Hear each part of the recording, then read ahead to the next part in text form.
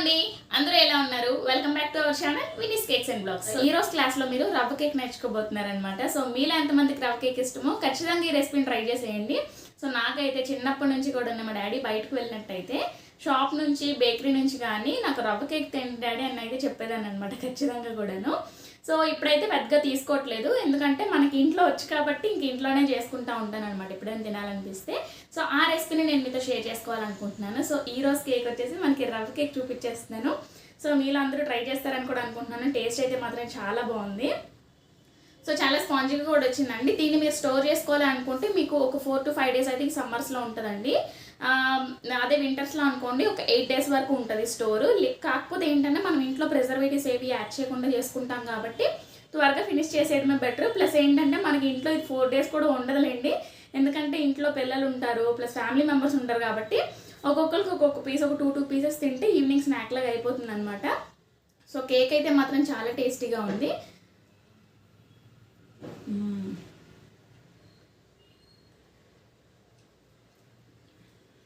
ఈ cake bake అవడానికి నాకు 55 minutes అయితే టైం పట్టింది అనమాట. ఈ కేక్ రెసిపీ వచ్చేసి నేను ఎగ్జాక్ట్గా రెసిపీ అయితే చూపిస్తున్నానండి. ఖచ్చితంగా మీరు ట్రై చేయాలని కోరుకుంటున్నాను, ఎందుకంటే అంత టేస్టీగా ఉందన్నమాట. మా మోక్షకి కానీ మా చెల్లి ఇంట్లో ఉందన్నమాట, మా ఇంట్లో. సో అందరికీ కూడా టేస్ట్ అయితే చాలా బాగా నచ్చిందనమాట. ఖచ్చితంగా ట్రై చేయండి, చెప్తున్నాను కదా, ఖచ్చితంగా ట్రై చేయండి. సో అంత టేస్టీగా ఉంది. కింద కూడా అస్సలు మాడకుండా, ఇది కింద లేయర్ చూస్తున్నారు కదా, ఇది వచ్చేసి పై పార్ట్ అనమాట. సో ఇదైతే మనం నెయ్యితో చేస్తామన్నమాట. సో నెయ్యి హాఫ్ క్వాంటిటీ, ఆయిల్ హాఫ్ క్వాంటిటీతో అయితే ఈ కేక్ చేశాను. కంప్లీట్గా మీరు ఆయిల్ కూడా యూస్ చేయొచ్చు, మనకి మంచి ఫ్లేవర్ తోటి మంచి టేస్టీగా ఉంటుంది అనమాట. సో చూస్తున్నారు కదా, నేనైతే 7 inches టిన్ యూస్ చేశానండి హాఫ్ కేజీ కేక్ కోసం. మీరు 6 inches టిన్ యూస్ చేస్తే ఇంకా హైట్ అనేది. సో కేక్ టేస్ట్ అయితే మాత్రం చాలా బాగుంది. ఒకసారి వీడియో అంతటిని చూసేయండి. సో పదండి వీడియోలోకి వెళ్ళిపోదాం. ఈ కేక్ని ఎలా చేసుకోవాలి అనేది. ఫస్ట్ అయితే నేను ఇక్కడ బ్యాటర్ మిక్స్ చేసుకోవడానికి బౌల్స్ అయితే తీసుకున్నాను. మీలో చాలామంది బౌల్స్ యొక్క లింక్ అడుగుతున్నారు. నేను కమ్యూనిటీ పోస్ట్లో పెడుతుంటే ఏంటంటే చాలామంది చూడట్లేదు అనమాట, చాలా వరకు రీచ్ అవ్వట్లేదు. సో అందుకని చెప్పి ఈ వీడియో యొక్క డిస్క్రిప్షన్లో పెడుతున్నాను, చూసేయండి. సో మిక్సింగ్ బౌల్స్ అయితే చాలా బాగున్నాయండి. నేనైతే మిక్సింగ్ కోసం ప్లస్ ఏంటంటే చాక్లెట్ మెల్ట్ చేసుకోవడానికి మైక్రోవేవ్ యూస్ చేయడానికి తెచ్చాను అనమాట. ఈ రివ్యూస్ నేను చూసే తీసుకున్నానండి. మైక్రోవేవ్లోని మెల్ట్ అయిపోతున్నాయి, ప్లాస్టిక్ అంతా కూడా నన్ను ఉందనమాట.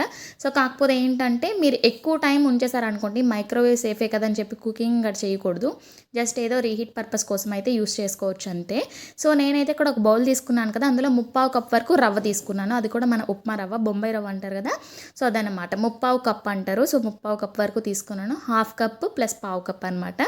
సో ఈ రవ్వని మీరు మిక్సీ పట్టి కూడా తీసుకోవచ్చు, కాకపోతే నాకు రవ్వగానే కావాలన్నమాట. సో బయట రవ్వగానే అమ్ముతారండి, సో అందుకని చెప్పి ఎగ్జాక్ట్గా చేసి చూపిస్తున్నాను. మీకు కావాలి అంటే ఖచ్చితంగా మిక్సీ పట్టుకోవచ్చు. మిక్సీ పట్టుకుంటే ఏంటంటే ఇంకొంచెం ఫైన్గా వస్తుంది అనమాట కేక్ అనేది. అండ్ నెక్స్ట్ నేను ఇక్కడ వీటిని వాటర్లో కూడా సోక్ చేసుకోవచ్చండి, కాకపోతే మన ఇంటి కోసమే కదా చేసుకుంటున్నాం. సో ఇంకొంచెం టేస్టీగా ఉండడానికి కోసం నేను ఇక్కడ హాఫ్ కప్ వరకు పాలు తీసుకున్నాను.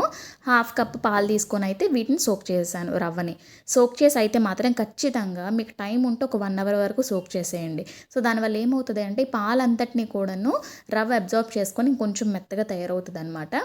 సో మీకు టైం లేదు అంటే మాత్రం మినిమం ½ an hour ఖచ్చితంగా సోక్ చేసుకోవాలి. సో దానివల్ల మీకు రవ్వ అనేది బాగా నాని బాగా పొంగుతుంది అనమాట కేక్ అనేది. సో కేక్ బేక్ అయిన తర్వాత మీకు మెత్తగా ఉంటుంది. ఇది కానీ నానలేదనుకోండి, కేక్ బేక్ అయిన తర్వాత కూడా మీకు క్రిస్పీగా తగులుతుంది అనమాట. అంటే మీరు ఉప్మా బాగా ఉడికిందనుకోండి మెత్తగా ఉంటుంది, లేదు ఉప్మా రవ్వ బాగా ఉడకకుండా ఉప్మా తయారైతే ఎలా ఉంటుంది, సో అలా ఉంటుంది అనమాట. సో ఫస్ట్ అయితే మనం దీన్ని ఒక 30 minutes వరకు నానబెట్టుకోవాలి మినిమమ్. టైం ఉంటే కనుక ఒక 1 hour నానబెట్టుకోవచ్చు, ఓకేనా. ఈ రవ్వ కేక్ని నేను ఈరోజు ఎగ్స్తో చేసుకుంటున్నానండి. సో మీరు ఎగ్లెస్ కూడా అడుగుతారు ఖచ్చితంగా. సో నాకు తెలుసు 2 eggsతో చేస్తున్నాను అనమాట. ఈ కేక్ ½ kg రెసిపీ అనమాట ఇది. సో మీరు కనుక ఎగ్లెస్ చేసుకోవాలి అనుకుంటే 2 eggs ప్లేస్లోని ½ cup పెరుగు తీసుకోవచ్చండి. సో కాకపోతే ఎగ్స్తో చేసింది ఒక టేస్ట్ వస్తుంది, ఎగ్లెస్ చేసింది ఒక టేస్ట్ వస్తుంది అనమాట. Plus vanilla essence, pineapple essence మనం వేసుకుంటాం కదా ఎగ్ కేక్స్లోని, ఎసెన్స్ అనేవి కొంచెం తక్కువగా వేసుకోవాలన్నమాట ఎగ్లెస్ కేక్స్కి. ఎందుకు అంటే మనము ఎగ్ ఫ్లేవర్ తగ్గించడానికి కొంచెం ఎసెన్స్ అనేది ఎక్కువగా వేసుకుంటాం. సో ఎగ్లెస్లోని ఎక్కువ ఫ్లేవర్ ఏమి ఉండదు కదా, బ్యాడ్ స్మెల్ అలాంటిది. సో అందుకని చెప్పి ఎసెన్సెస్ అనేవి తక్కువ వేసుకుంటే సరిపోతుంది అనమాట. నేను ఇక్కడ 2 ఎగ్స్ తీసుకుంటున్నాను. మీకు ఈ రెసిపీ అంతటిని కూడాను వీడియోలో ఎక్కడో దగ్గర నేనైతే పెడతాను, స్క్రీన్ మీద పెడతాను, చూస్తూ ఉండండి. లాస్ట్లోనా ఫస్ట్లోనా అనేది మీరే అబ్జర్వ్ చేస్తూ ఉండండి. వీడియోలో అయితే ఖచ్చితంగా పెడతాను.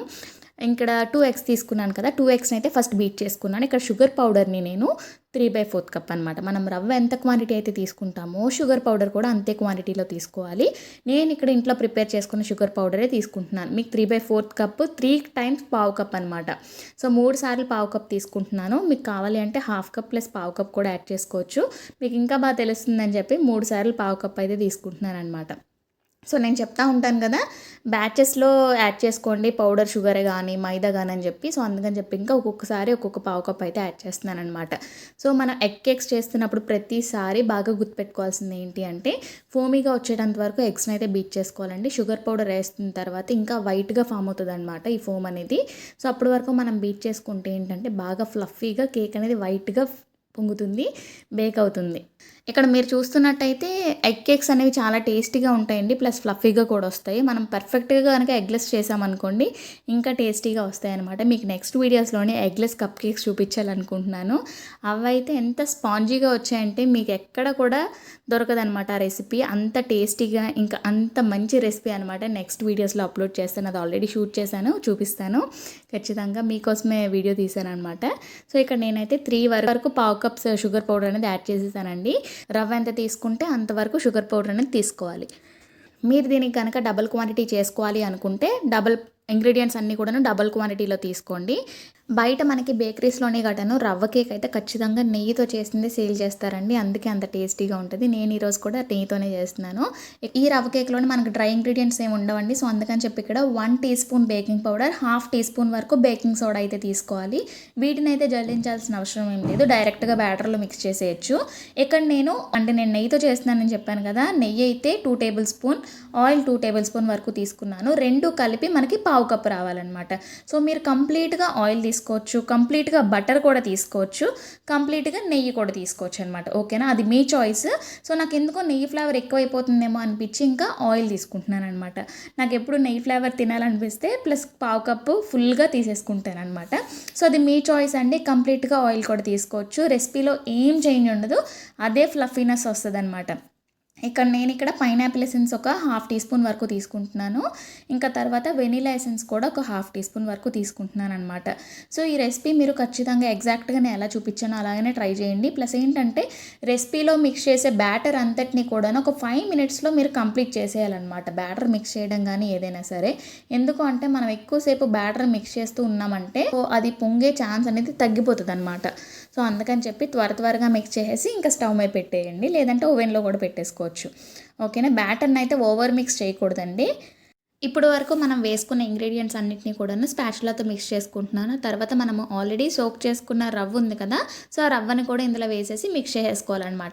సో మొత్తం అంతటిని కూడా ఒకేసారి కలిపేసుకున్నామంటే మాత్రం ఎక్కడో దగ్గర రవ్వ ముక్కలనే ఉండిపోతాయి. సో అందుకని చెప్పి ఒక 2 టైమ్స్ వేసుకుంటున్నాను అనమాట నేను.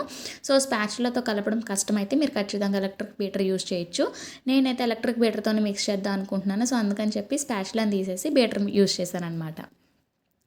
ఎలక్ట్రిక్ బీటర్తో మిక్స్ చేస్తే ఏంటంటే బ్యాటర్ అనేది కంప్లీట్గా నీట్గా మిక్స్ అవుతుంది అనమాట, ఎక్కడ కూడా లంప్స్ ఏవి లేకుండా మిక్స్ అవుతుంది. సో అందుకని చెప్పి ఎలక్ట్రిక్ బీటర్ యూజ్ చేయొచ్చు. కాకపోతే ఎక్కువసేపు బీట్ చేస్తూ అలా ఉండద్దు, ఎందుకు అంటే దాంట్లో ఎగ్ మనకి బాగా ఫోమీగా ఫామ్ అయింది కదా, సో అదంతా కూడాను తగ్గిపోయి కేక్ అనేది పొంగదనమాట. ఈ రెసిపీలో యూజ్ చేసే ఇంగ్రీడియంట్స్ అయితే చాలా తక్కువ అండి, పెద్దగా ఎక్కువ ఇంగ్రీడియంట్స్ ఏం కాదు. మనం ఎప్పుడు కేక్స్ ఎలా చేసుకుంటామో ఆ ఇంగ్రీడియంట్స్ అనమాట. సో ఇక్కడ కేక్ బ్యాటర్ మిక్స్ చేయడం అయితే కంప్లీట్ అయిపోయింది. దాన్ని అయితే పక్కన పెట్టేసుకొని ఇంకా టిన్ని ప్రిపేర్ చేసుకుంటున్నాను.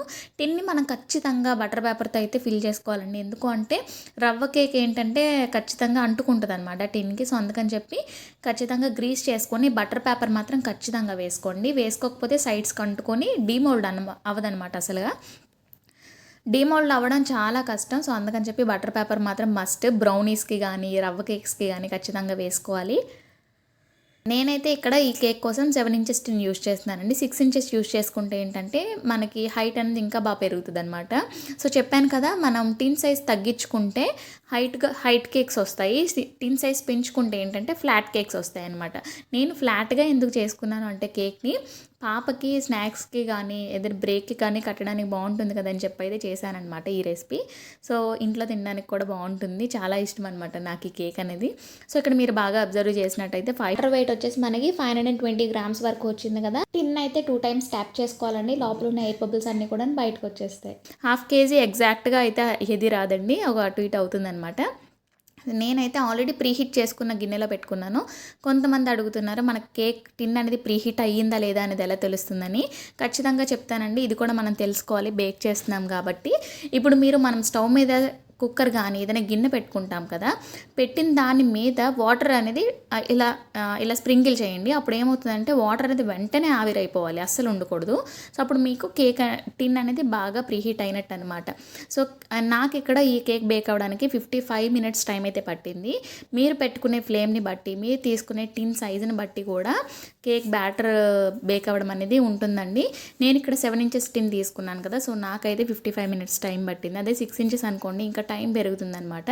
సో అలా చూసుకొని మీరు బేక్ చేసుకోండి.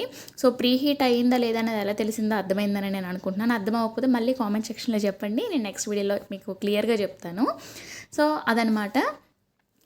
బేక్ అయిన తర్వాత వెంటనే డీమోల్డ్ అయితే చేయొద్దు, బాగా కూల్ అయిన తర్వాత మాత్రమే డీమోల్డ్ చేయండి. సో డీమోల్డ్ చేసిన తర్వాత నేను ఇక్కడ పీసెస్ లాగా అయితే కట్ చేసుకుంటున్నాను. స్నాక్స్లో తినడానికి మాత్రం చాలా బాగుంటుందండి ఈ కేక్, చాలా టేస్టీగా ఉందన్నమాట. సో నాకైతే బాగా నచ్చింది, బయట తిన్న ఫీలింగే వచ్చిందనమాట. సో ఇందులో మీరు షుగర్ సిరప్ కూడా వేసుకోవచ్చండి. షుగర్ సిరప్ వేసుకుంటే ఇంకా జ్యూసీగా ఉంటుంది కేక్ అనేది. సో అలా కూడా కొంతమందికి నచ్చుతుంది, ఇలా కొంతమందికి నచ్చుతుంది. నాకు డ్రైగా ఉంటేనే ఇష్టం అనమాట. సో అందుకని చెప్పి ఇలానే ఉంచేసుకున్నాను. మళ్ళీ కేక్స్ కట్ చేసుకున్న తర్వాత ఎయిర్ టైట్ బాక్స్లో స్టోర్ చేసుకుంటే ఎక్కువ రోజులు స్టోర్ ఉంటుంది అనమాట. ఫ్రిడ్జ్లో అయితే అస్సలు పెట్టద్దండి, ఫ్రిడ్జ్లో పెడితే ఏంటంటే కేక్స్ అనేవి హార్డ్ అయిపోతాయి అనమాట. మీరు ఇప్పుడు చూసినట్టయితే కేక్ అనేది ఎంత స్పాంజీగా వచ్చిందో మీరు చూడొచ్చు. సో చాలా స్పాంజీగా వచ్చింది, ఎగ్తో చేసాం కదా. అదే ఎగ్లెస్ అనుకోండి, హాఫ్ కప్ కర్డ్ యాడ్ చేసుకోండి. దానికి రెసిపీ కొంచెం వేరేగా ఉంటుంది, అది నెక్స్ట్ వీడియోస్లో అప్లోడ్ చేస్తానులేండి. ఇలా బేక్ చేసుకుంటే ఏంటంటే పీసెస్ కట్ చేసుకోవడానికి చాలా బాగుంటుంది సర్కిల్ కన్నా. సో ఇంట్లో ఏ టిన్ ఉన్నా మీరు ఏ టిన్ అయినా యూస్ చేయొచ్చు, చాలా టేస్టీగా ఉంటుంది. ఒకసారి ట్రై చేసి కామెంట్ సెక్షన్లో చెప్పేయండి. చూసారు కదండి రవ్వ కేక్ ఎలా తయారు చేసుకోవాలో. సో ఈ వీడియో కనుక మీకు నచ్చినట్టయితే ఖచ్చితంగా లైక్ చేయడం మాత్రం అసలు మర్చిపోద్దు. మళ్ళీ నెక్స్ట్ వీడియోలో మంచి వీడియోతో కలుద్దాం. బాయ్.